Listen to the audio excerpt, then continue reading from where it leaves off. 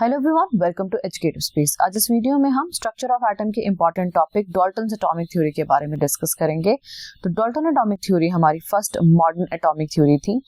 तो इस थ्योरी को पढ़ने से पहले आपको मैं एक चीज बताना चाहती हूँ, वो है मैटर।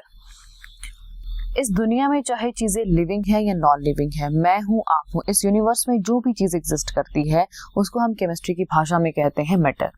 मैटर वो चीज होती है जिसका कोई ना कोई मास होगा और कोई ना कोई वो स्पेस ऑक्यूपाई कर रही होगी। ऐसी हर एक चीज को हम क्या कह देते हैं, मैटर कह देते हैं।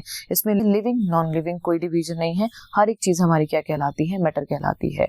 अब ये जो मैटर है, जब हम इसको ब्रेक करते चलते हैं, छोटे छोटे टाइनी पार्टिकल में ब्रेक करते चलते हैं, जो लास्ट पार्टिकल जो अब ब्रेक नहीं होने वाला, जो कि इनडिविजिबल है, उस लास्ट पार्टिकल को हम बोल देते हैं एटम। तो इसी के बेसिस पे इन्होंने अपने कुछ थ्योरी के पोस्टुलेट्स दिए थे। तो सबसे हम पहले पोस्टुलेट के बारे में बात करेंगे, वो है कि all matter is made up of tiny indivisible particle. जो मैंने अभी बताया, सारी की सारी जो भी मैटर है वो एक छोटे से टाइनी इनडिविजिबल पार्टिकल की बनी हुई है, जैसे हम एटम बोलते हैं। एटम को आप ना ही क्रिएट कर सकते हैं, ना ही डिवाइड कर सकते हैं और ना ही डिस्ट्रॉय कर सकते हैं अपनी केमिकल प्रोसेस में।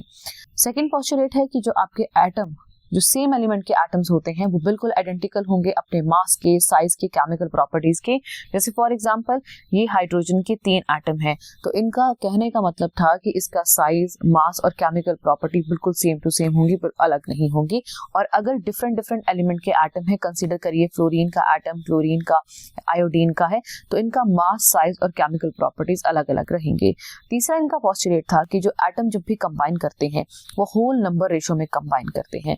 यानी अगर जब भी वाटर बनाना है तो मुझे 2 एटम चाहिए होंगे हाइड्रोजन के और 1 एटम ऑक्सीजन का लगेगा। हर बार ही ऐसा ही होगा और वो सिंपल एक होल नंबर रेशो में कंबाइन करेंगे। आपको ऐसा नहीं होगा कि 7, 8 समथिंग लाइक दैट नंबर दिखेगा, 1, 2 या फिर बहुत ही रेयर है तो 2, 3, इससे ज्यादा आपको नहीं दिखेगा। जो सिंपल रेशो है, जिसको अब रेशो को आप डिवाइड नहीं कर पाएंगे फर्दर, उसको नहीं तोड़ पाएंगे, उसको छोटा नहीं कर पाएंगे, उतनी ही रेशो में कंबाइन करते हैं।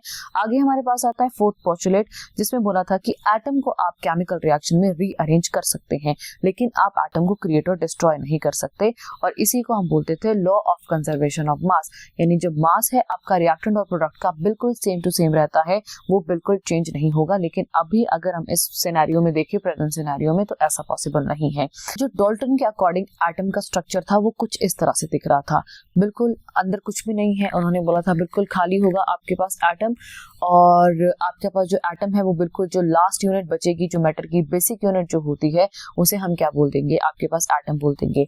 लेकिन ऐसा नहीं था। जब आगे फर्दर डिस्कवरी हुई आपकी इलेक्ट्रॉन, प्रोटॉन और न्यूट्रॉन की, तो तब देखा गया नहीं, एटम के अंदर और भी सब एटॉमिक पार्टिकल प्रेजेंट है, तो इसीलिए हम एटम को इंडिविजिबल नहीं बोल सकते। उसके बाद हमने जब बोला था, उन्होंने बोला था कि जितने भी एटम्स हैं उनका मास बिल्कुल सेम टू सेम रहेगा, बट ऐसा नहीं है। डाल्टन आइसोटोप की एग्जिस्टेंस के बारे में बिल्कुल नहीं बता पाए थे। आइसोटोप हमारे एक ऐसे एटम होते हैं जिनका मास नंबर बिल्कुल डिफरेंट होता है, लेकिन डाल्टन की थ्योरी में बोला गया था अगर सेम ही एलिमेंट के एटम है तो उनका मास बिल्कुल सेम होगा, तो इसीलिए भी ये थ्योरी फेल हुई थी।